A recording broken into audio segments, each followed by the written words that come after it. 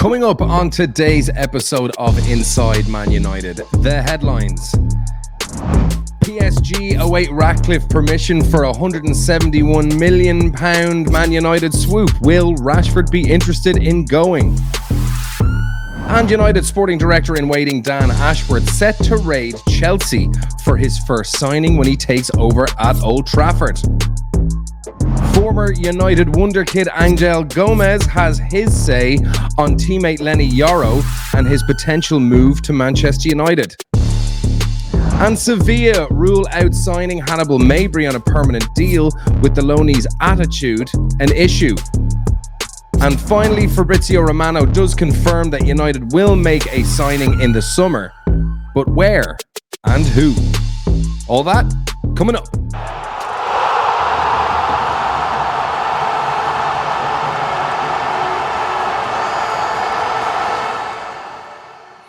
Hello, everybody. Welcome back to the show. This is Inside Man United, and my name is Rowan Brennan. And of course, if you are new to these parts and you like the content, don't forget to hit like and subscribe. So it is the day after the day before, and our game against Luton. What started out as a very convincing performance, 2 goals within 7 minutes, and we had 3 goals after 13, I believe, when we just let them back into the game. But yet again, another 3 points on the road, another victory on the road. But fans still aren't too happy. But again, we don't know the reasons why. Of course, there are elements that you can say Ten Hag is responsible for. People saying that the players are responsible for it. That's where I would be leaning. It's very difficult to put your finger on it. Such a great performance against Villa, even though we were kind of hanging on in the second half. We've played well against many teams this season. And then you come up against Luton, who, to be fair, have been excellent this season. They've been really, really unlucky. And I think they're kind of everyone's second team this season. I think a lot of people can kind of appreciate how good Luton have been. They play a good brand of football. They're exciting. They're brave. They're not afraid to get forward. Their fans are awesome. The ground, albeit small, seems to be a very exciting place to play. And United kind of made hard work of it. And, you know, Højlund setting records, 7 goals, 6 games, youngest player to ever score 6 on the bounce. So fantastic for his confidence. And again, putting more pressure and difficulty on what kind of striker does United sign when you've got someone like Højlund who is clearly establishing himself as the starting striker, something which I think a lot of people may have thought it might have been beyond him despite his price tag, just because he's so young, lack of experience, the pressure, that maybe a more experienced head is needed, but he's kind of showing that that's not really the case. So what kind of profile of striker do you sign that's good enough for the club, but not too good that they can expect to be starting ahead of your golden boy Højlund, but you know, to share responsibilities? I think Callum Wilson could be a good shout just because with his injury record, he's someone that we could nurse, kind of wrap in cotton wool, give 30 minutes at the end of games, someone that Højlund can learn from, but also expect to start ahead of as well, which is a very difficult mix to try and find. Of course, you know, there's Ivan Toney and Ollie Watkins, 2 strikers. I would be so happy if United got either one of them. I would be leaning towards Ollie Watkins personally. But then what happens Højlund? Because both of those players will be expecting to play 90 minutes of every game. They don't get injured. You look at the amount of times they complete 90 minutes every season, and it's like 90 to 95% of their games, they complete the full 90. They don't get injured, and they don't really like to rotate. So what does that mean for Højlund? Does Højlund then maybe move on to the left where Rashford is? It remains to be seen. Casemiro, of course, coming off as well as Maguire. I think both were concerns for Ten Hag in terms of the yellow cards. I don't think it was tactical in terms of the discipline of the cards and not wanting to be down to 10 men when they were kind of protecting a lead. Scott McTominay came in, did fine. Johnny Evans came in, did fine. And it was just another case of United kind of coming in and making life difficult for themselves after a very good start, which we have seen so often. As soon as they take a lead, they concede so soon after, and it happens far too regularly for it to be coincidence. There's clearly concentration issues there, which need to be dealt with, which is Ten Hag's job. However, on the other side of that coin, Ten Hag can't run out onto the pitch and put away the chances that Garnacho absolutely should have put away. Bruno Fernandes, Jesus Christ, can we bring back the dink? What has ever happened to the dink? Is it out of fashion these days? Keeper's bearing down on you. He's going to go down to ground. Dink. Put the ball in the air. I mean, far too often you try and round the keeper, and yeah, that can. I mean, Hoyland did it for his first goal, rounded the keeper, slotted it home nicely. It's all well and good. Again, all these things in hindsight. Garnacho should have had at least one or two. Bruno absolutely should have had one. And there will be questions now with the amount of talk with Frankie de Jong being connected to United. He isn't a direct replacement for Casemiro. So if De Jong comes in, he has to replace Bruno. He's not going to replace Cobby. He isn't the same type of player as Casemiro. He's not defensive. That's the Mason Mount experiment at the beginning of the season all over again, and we just get absolutely ran through. So if De Jong is someone that we're bringing in, Bruno has to make way. It's that simple. I don't know where De Jong plays. If not as a number 10, maybe he's a number 8. We have an 8 in Cobby Mainoo. And we can't be going back to giving him 15 games a season because De Jong is there. To be honest, I wouldn't be surprised to see United get rid of Rashford and Bruno. And I loved Bruno when he first arrived, but his returns have been diminishing every year for the last 3 years. First season was great. Second season, great. Third season, bit of a dip, but, you know, everyone was having a bit of a dip. That was the Ranić season. Last year, okay, 8 goals, 8 assists. Not bad, not amazing. 16 goal contributions across the season. Nothing to write home about. And then it's been lower again this season. So it's been diminishing every season. He gives the ball away cheaply. He puts us in difficult positions. He hasn't been putting the ball in. He hasn't been getting assists. Now, you can say that that's also because of our profligate finishing, which might be contributing to his assist numbers not being as high. We haven't had, you know, good finishing and people putting away their chances, but he hasn't been creating a huge amount. And he's certainly not chipping in with goals. We're not getting the same rate of penalties as we used to maybe pad that goal scoring record. So it's certainly a discussion. And for a lot of people, it's heresy to discuss, you know, Bruno being put up for sale. But I mean, from what I can see online, a lot of people have definitely lost patience with Rashford and are starting to turn on Bruno and have been for quite a while. And, you know, would I have a Frankie de Jong over Bruno currently? Yeah, probably. I probably would. So lots to take away from that game. I mean, I'm not too discouraged. It was resolute. We saw the game out. Shaw, an injury worry that we have to contend with yet again. And again, it's absolutely driving me mad that we let Alvaro Fernandez go, or then let Reguilon go, with Malacia being as injured as he is, Shaw being a bit of a kind of an iffy case. Why we didn't keep Reguilon until the end of the season is beyond me. I do not get why he wasn't expensive. Just have him there. He was happy to stay. He was loving being given his opportunity. I do not understand why we've put ourselves under this outrageous amount of pressure. Maybe it was an FFP thing. I don't know, but I doubt someone like Reguilon is going to be tipping the needle negatively in terms of your FFP. But listen, it's 3 points. We march on. Next game, you know, clean slate, but we're going to have to make some shuffles in defense now with Shaw out again. We're going to have to keep him wrapped up in cotton wool and try and get him right, because we can't just keep running him into the ground. We don't want to do what Hodgson did with Elise, rush a player back and then he's going to be out for even longer. So listen, it's 3 points. The run continues. We're catching up. A great weekend overall in terms of sets of results.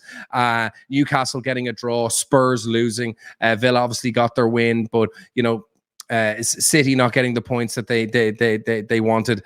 So overall, a good weekend for United. But yeah, listen, without further ado, let's kick on into these headlines and see what we got. Okay, so let's go first up. First up, we have got one Marcus Rashford, and it looks like PSG are kind of ramping up their target list for when Kylian Mbappe eventually leaves, and he's on a 4-man short list, I think, with Benjamin Sesko and a couple of other people here. So a report from the Times claims PSG will have 171 million, which is Mbappe's yearly wages. Gross. To spend on a rebuild. Rashford's on their shortlist, but a summer move would be dependent on the club's new minority owner, Ratcliffe, sanctioning the sale. Now, listen, someone like Rashford would be an FFP dream because he cost us nothing. If we got 80 to 90 million for him from PSG. PSG are one of around 3 or 4 clubs that can afford him, that he may actually want to go to. Real Madrid aren't going to be in the running. I don't think he's going to go to Bayern. Maybe to, hook up with Kane and Dyer, who knows? But I don't think he's going to be going to Germany. I think only Spain would probably be the place he'd go, other than, a fat stack of cash at PSG, a good Champions League run, and, some guaranteed League One titles under your belt. So journalist Ben Jacobs took to Twitter on Saturday to confirm that Rashford is one of the names under consideration at PSG. So yeah, this comes as PSG believe Rashford previously used the League One Giants as leverage to secure himself a better contract at United, kind of doing what Ramos did at Madrid. But yeah, listen, the other players that they're looking at is Osimhen, Rafael Leao, who hasn't had a great season by his standards at Milan, and then of course Benjamin Sesko, another player that United have been linked with in those forward positions as well. So again, I think this is going to be just going round and round and round until the summer is over. Personally, I'd be happy to see the back of Marcus. He played okay against Luton, played a beautiful ball in for Bruno, had a really nice shot himself on his weaker left foot as well. Again, Rashford's not a bad player. I don't mind him, but if we can get 80 million in pure profit for him, I'd snap their hand off and reinvest that in other areas of the pitch. He's had 9 years at the club. He's never really kicked on to the levels that I think people expected from him. You can have all the excuses in the world. He's had 9 years, and people still have question marks over him or have made their mind up. So I would be happy, not happy. I'd be sad that it didn't work out, but I'd be happy enough with that sale to go through. So let's see how things pan out on that front. Now, United's sporting director in waiting, Dan Ashworth, it seems like that is all set to go. Terms have been agreed. Roy Keane, funnily enough, was questioning Ashworth's loyalty. Like, he was at Brighton, then he jumped ship to go to Newcastle. Now he's jumping ship to go to United. Listen, if you're offered better roles elsewhere, you take them, you leave. It's easy for Keane to say that, well, I turned down offers from Juventus and other big clubs. He was at United when they were probably the biggest club in the world, other than, periods of Real Madrid and Barcelona. So it's easy to kind of say no, but he's at Newcastle, great project, but are they in the top 4? No. Are they going to be challenged for the Premier League anytime soon? No. He's mates with Brailsford. His family are closer to Manchester, so maybe that's Keane just saying something just to get himself in the papers. And another classic negative soundbite from our boy Roy, who I love, by the way. That's not a poke at Roy, but he does have priors for kind of speaking like that about people. So yeah. Dan Ashworth looking set to raid Chelsea, but who's it going to be? Well, it's not a player. It's one of the backroom staff. A young man by the name of Kyle. I believe it's Kyle McCauley, as we see here. So we'll just scroll down here. So the 52-year-old Ashworth has an informal agreement with United. So it looks like we're just looking to get the compensation package ready for Newcastle.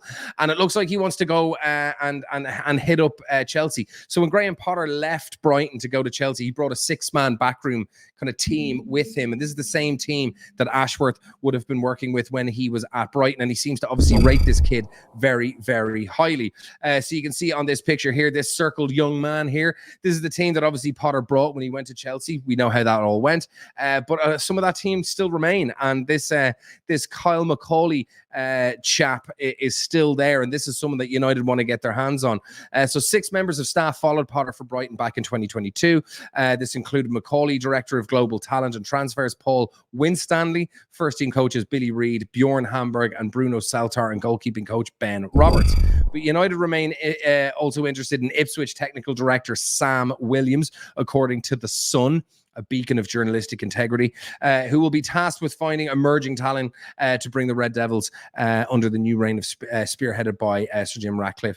So apparently Howe has expressed concerns that Ashworth's knowledge of Newcastle's inner workings is going to be a negative, and he wants Ashworth out the door as soon as possible, which, to be honest, you can't really blame him. And obviously Neville had his say in United's lack of movement in the sporting director department and called us naive. So he goes on to say, I imagine when agents have been dealing with United, they knew that they could get another 20 or 30 million out of us. And to be honest, history would say that statement is absolutely correct. So our lack of relationship with agents, etc., being a big negative for United. And of course, we're putting together a bit of a dream team at the moment. So it looks like Ashworth wants to get this young man, Kyle McCauley, into the ranks just to further bolster our board level ranks and behind the scenes staff. And again, what makes us stronger is making our opponents weaker. We've made City weaker with Barada. We've made Newcastle weaker with Ashworth, and we can make Chelsea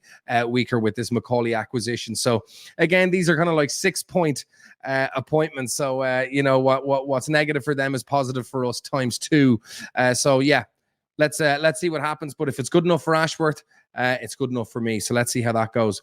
So do you recognize that face? One Mr. Angel Gomez. We all remember Angel Gomez, the young prodigy that was in United's ranks, who was let go originally to Lille, went on loan to Benfica, seemed to do okay there, and now he's back with Lille, who seem to be doing reasonably okay in the Ligue 1 French league. And he obviously plays with Lenny Yoro, a very talented young centre-back who has been a mainstay in this Lille backline and a key reason why they've been doing so well. So Lenny Yoro, destined to be a huge star in the game as the pursuit for his signature hots up. So 18 years of age, but already playing like a very, very seasoned, mature young man. And of course, a centre-back is going to be one of the primary positions United are going for. We've been linked with obviously Jared Branthwaite, Jean-Claire Todibo. I always get his name wrong. Is it Scranvilli or Scarvilli, or the young centre back from Serie A? Then there's Antonio Silva, who's at Benfica, Goncalo Inacio, who's at Sporting Lisbon. There is the Bremer centre back from Juventus. We've been linked with about 8 or 9, and to be honest, and I've heard criticism against other channels, even my own, going, "Oh, you're just linking kind of bullshit players that you're getting from kind of random articles." The thing is, with clubs like this, and this is a fact that this happens, anytime you have positions that you need filling, you have 5, 6, 7 players, because A, are they available? B, do they want to move? C, can we agree terms? So there's a lot of different elements in getting a player signed. It's not an easy thing to do. So you need to have contingency after contingency after contingency. It's been known, even when a team appoints a manager, they will have backups to that manager, even within a month of that manager being there, because scandals happen. You know, things can happen. Look at Allardyce at England, 3 games gone. You need to have people there and sound out potential players in case you're tier 1, your tier 2, your tier 3, your tier 4, in case they don't work out. So all those names I just rattled off, it's absolutely 100% that all those players are being considered by United. But in what order they appear, who knows? But 100% they're all being considered. So scouting reports given to Ratcliffe have the Ineos owner convinced of Yoro's ability. Of course, Nice would have a very good understanding of players within the league. And that's something that Yoro's Lille teammate Angel Gomez is convinced of too, after waxing lyrical. I don't know what that term means. I've know about it for decades, but I don't know what waxing lyrical really means. I know what it means, but like, what the hell? But anyway, Gomez came through United's youth team, but only played 10 senior games. Obviously, he got his move when he wanted to leave. He hasn't really been tearing up any trees since then. But he goes on to say, as soon as he arrived in the group, I understood that he was going to reach the summits. So obviously he's got a very high ceiling. When I discovered the pros at the age of 16 at United, I understand that it was different. He already had the right temperament. And that's not normal for a 16, 17-year-old player arriving. It's like he's already an experienced player. And that's what all the reports have been saying about Yoro, that this kid just has very old head on quite young shoulders and seems to just be a bit of a Kobbie Mainoo. You know, he's just good enough. He gets it. The brain is there. He just understands himself, the ball, the pitch, the opponent. It just, for some people, it just makes sense. And it seems that Yoro fits into that bracket as well. So he scored 3 times in 28 games for Lille, and they currently sit 3rd in Ligue 1. So Nice and Lille are doing very, very well this year in Ligue 1. And yeah, it looks like they've got a good squad together. But as always happens, as we've seen happen, Monaco and Leipzig and other teams like that, if you're doing well, you're a small side and you got some nice players, the vultures are coming in and they're going to pick those players out. And that's precisely what United are going to do. And I hope it does. So yeah, Lenny Yoro, very, very exciting young player. And I think a lot of people are now starting to kind of turn towards him as opposed to Jean-Claire Todibo. But to be honest, I think Lindelof is going to go. I think Maguire is going to go. I think Johnny Evans might go. Varane is going to go. I mean, to be honest, the only Wan-Bissaka is going to go. Are they all going to be sold? Who knows? But like the only ones that I would really genuinely keep would be Dalot, which I didn't think I'd say 12 months ago, and Martinez. There is certainly going to be room in United's ranks to bring in 2, 3, if not 4 defenders. And I wouldn't be surprised to see United bring in at least 2 or 3 of the names that I just mentioned earlier. Because you look at the likes of City, you look at Arsenal, even look at Chelsea, injuries aside, they've got 7, 8 first team level players in the defensive line that are coming in and looking to kind of fill in when the opportunities arise for rest or even just for competition. United have been lacking that, and I wouldn't be surprised to see us stuff our backline with very, very good, young, hot talent and just put them in competition with each other and say, listen, it's yours. It's yours to cement based on your performances. And I don't think that something can be said against Ten Hag. If you're good enough, you play. If you train hard enough and you're putting in performances, you'll get the minutes and you'll be rewarded. So let's see what happens. But it looks like Lenny Yaro is going to have a lot of competition for his signature in the summer. On to a player that's now out on loan, our young Hannibal Mejbri, who has had a torrid time at Sevilla since moving there and has fallen out with teammates. He's fallen out with the manager, who you might remember from Watford, Quique Sanchez Flores, and it looks like it's not going too well. And I think it's been confirmed that regardless of what happens between now and the end of the season, Sevilla have absolutely no intention of signing Mejbri. I think Mejbri came in with a little bit of a cocky attitude. You know, I'm the Manchester boy. You guys are, you know, scrambling around down the bottom of La Liga, and I'm here to rescue you. He had some trouble with some of the players, and remember he fell out with Alex Telles, and there was a fight between Mejbri and Alex Telles when he was at United, and you can see him on the pitch. Like Mejbri's got a bit of he blows hot, like he's got a bit of a hot head, and it seems that he's not afraid to get into a bit of a mill up and have a row with people, which I like. But you know, you gotta temper it. You gotta put the brakes on that a little bit. So Sevilla aren't interested in making Mejbri's loan move permanent at the end of the season due to issues with the player's attitude, according to reports. So yeah, we're looking for them to maybe get 15 million for him at the end of the season. I know United are desperate to sell him, but he was waiting for his break, didn't get it. He moved to Sevilla and had a bit of a run in there. So it looks like he's not making many friends there. So he was tipped by Sevilla recruitment experts to be the January signing that would give them the biggest boost. But the club don't want to extend his stay past the end of the season, as reported by Estadio Deportivo. The talented youngster prefers to be deployed as an attacking midfielder, but can play across all midfield positions and the front line if required. Complaints of problems with Hannibal's attitude and commitment were first raised by Sevilla shortly after he arrived at the Ramon Sanchez Pizjuan Stadium. So yeah, there was a lot of stuff. He remember he got dropped, and then Sanchez was saying, yeah, he needs to take time away from the first team to kind of understand where he is, understand the the opportunity that's there, to understand the grandeur of joining a club as big as Sevilla. So he was kind of making a lot of references to, like, he needs to sit back and appreciate where he is. And I think he maybe come in and thought he was a bit of a Billy Big Bollocks. And, I'm from United. I'm here to rescue your floundering season. And maybe people thought he needed to kind of, wind his neck in a little bit. So he has to know where he is. And we want to see him. We have spoken with him, and we believe that he has to have time to learn. We want to give him space, time for him to see things from the outside, and then he will return to the squad. In the end, they are kids who have come and suddenly land in a huge club like Sevilla in circumstances of maximum demand, and they need a bit of location, and that location may be seen better from the outside than from the inside. You should take a step to understand what we want. Let's see if the boy applies himself, and I think that in the end, he will understand perfectly what we want. So very telling what those words mean, calling him a boy, saying that maybe he needs to be on the outside looking in to understand the grandeur of the opportunity that's been given to him. And it was all very much kind of, he needs to, get his shit together and start coming in with the right attitude. And it just screams that he's maybe come in with a little bit of arrogance and maybe hasn't taken to the team, his teammates, or the manager in the way that all parties were hoping. And I think it's quite confident and easy to see that he's not going to be making the move to Sevilla. So hopefully he comes back into the United fold, and we might be able to give him some place in that midfield. Amrabat's certainly going to be going. Casemiro looks like he might be excess to what we need. McTominay could be gotten rid of. I would love to see Hannibal Mejbri back in the red of United, but it remains to be seen what happens. But yeah, not going well for Hannibal at the moment. Let's see what happens. And finally, our boy Fabrizio Romano has his say on the type of player that United will definitely be signing in the summer. So he goes on to say that it's well known that United are going to be making recruitment. Of course, there's centre-back positions. But the main thing he went on to say was that United will certainly be signing a striker.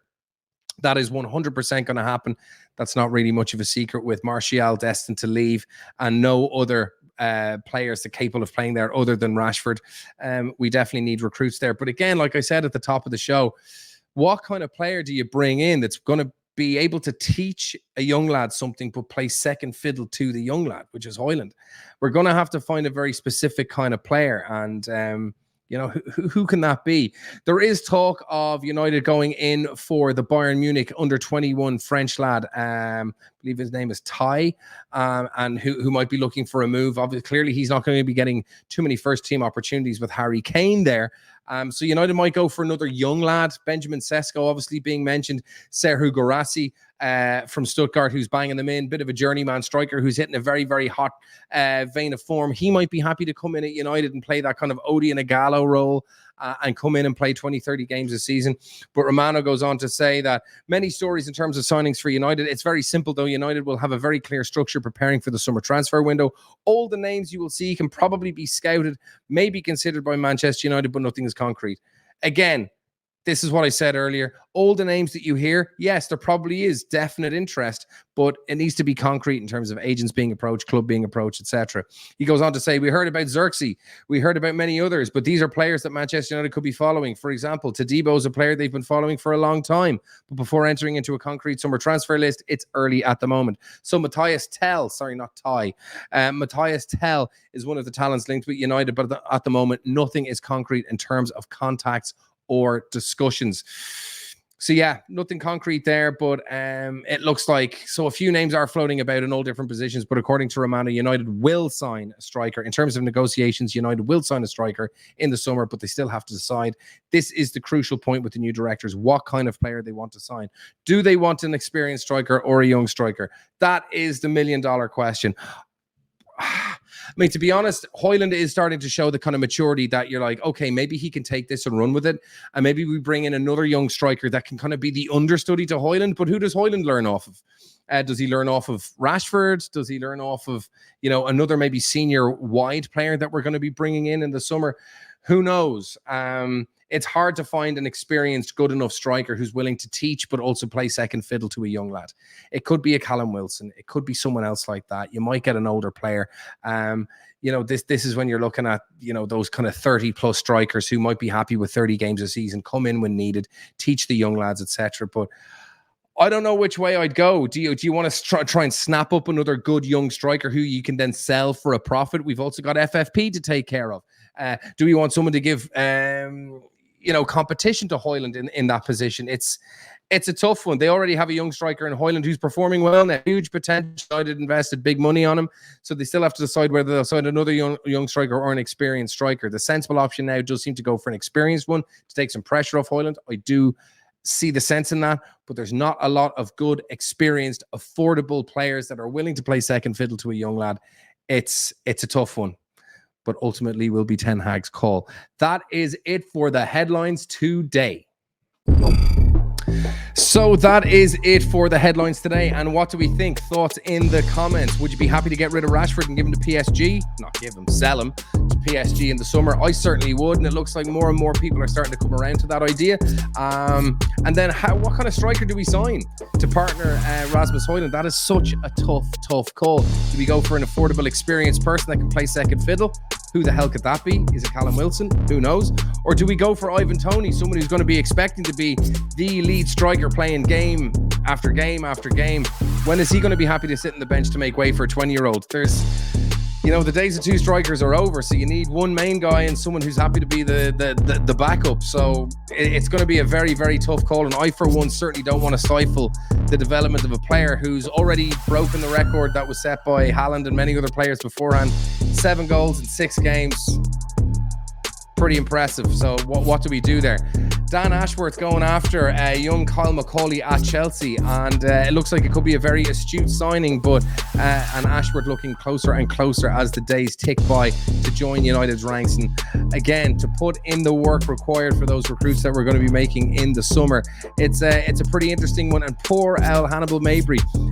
Would you be happy to welcome him back into the first team? I bloody well would. I'd love to see the guy be given more opportunities. I think he's a United player through and through. He reminds me of Rafael da Silva. He's got that dogged kind of determination. He's got the United mentality. He's definitely got the skill. He's got flexibility in where he can play in the midfield. And I want to see more players like him. I want another shithouse in my club, and I think he fits the bill just fine. So Sevilla's loss is our gain. So I'd be happy to have you back, Hannibal. As always, thank you very, very much for joining me. Hit that like button, hit subscribe, hit notifications, and I will see you on the next one.